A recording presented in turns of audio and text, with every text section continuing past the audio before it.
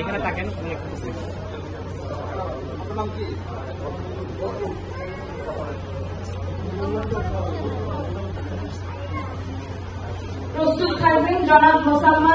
যারা দুর্ঘটনায় ক্ষতিগ্রস্ত হয়েছে তারা ধৈর্য ধারণ করবেন এবং সরকার কর্তৃক যে অর্থ তারা প্রাপ্ত হয়েছে তার যথাযথ ব্যবহার করে তারা তাদের আর্থসামাজিক অবস্থা উন্নয়নের চেষ্টা করবেন।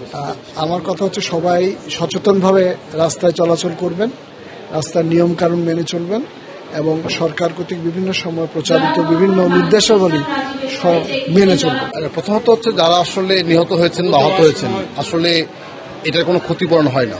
যারা নিহত হয়েছেন আপনি 5 লক্ষ টাকা তেমন ক্ষতিপূরণ হয় না, এটা একটা সাময়িক সান্ত্বনার বিষয় বা বিষয়।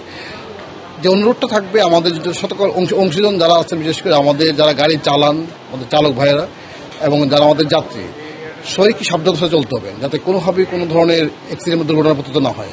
কারণ প্রতি বছর আমাদের যে পরিমাণ সংখ্যক রাস্তায় লোক ধরে যাচ্ছে, বিশেষ করে আমাদের তরুণ সমাজ যারা মোটরসাইকেল চালাচ্ছে, চালিয়ে নিহত হচ্ছেন বা আহত হচ্ছেন, এটা খুব দুঃখজনক। আমি মনে করি তাদের প্রত্যেকে সচেতন হওয়া উচিত এবং যারা অভিভাবক আছেন তাদের সচেতন হওয়া উচিত এবং আমাদের যারা বেসরকারি গাড়িগুলি চালান, বিশেষ করে আমাদের ট্রাক ড্রাইভার এবং বাসের ড্রাইভার, তাদেরও সচেতন হওয়া উচিত যাতে করে সড়কে আর কোনো প্রাণ না ঝরে। আমরা হয়তো শূন্যের কোঠায় নামিয়ে আনতে পারবো না, কিন্তু একটা মিনিমাম লেভেলে যেন নামিয়ে আনতে পারি যাতে করে আমাদের এই দুর্ঘটনার হারটা যেন কমে আনতে পারি। আমরা চাই না সড়কে মানে অ্যাক্সিডেন্টের কারণে তার ফ্যামিলির লোকজন মানে মারাত্মকভাবে দিনাতিপাত করুক বা কষ্ট করুক। আমরা মনে করি এই জায়গায় সবাই দায়িত্বশীল আচরণ করা উচিত, দায়িত্বশীল ভূমিকা রাখা উচিত। কি বলবো, বলার মতো নয়। আমার বাতিজার একটা হাত হারাই গেছে আর ফ্যামিলির আরো 5 জন আহত হয়েছিল, বুঝছেন।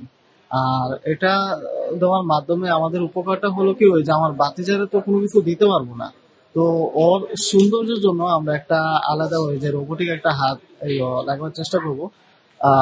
আমরা ঢাকাতে অলরেডি যোগাযোগ করছিলাম, ওইটা প্রায় 2,16,000 টাকা লাগাতে। তো আমাদেরকে প্রায় 1 লক্ষ দিয়েছে, এটা অনেকটা উপকৃত হলো।